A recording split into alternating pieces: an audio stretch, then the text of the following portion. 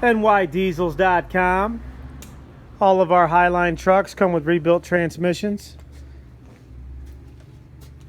And this is an NV5600. Just got it back from the transmission shop.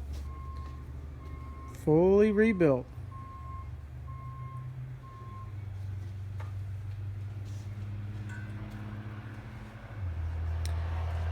No quality, no the only name in the game, nydiesels.com.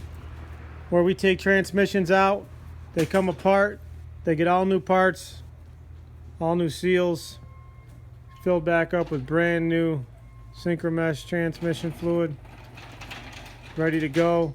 New clutch, turned flywheel in every Highline truck. This job right here alone that I do for a customer is $6,000 to pull the transmission, rebuild it, do the flywheel. We do the rear main seal while we're in there. New clutch, fluids, put it back in, $6,000. You get this included in every single Highline truck. Automatic, 5-speed, or 6-speed. It's all the same process. Our transfer cases are the same.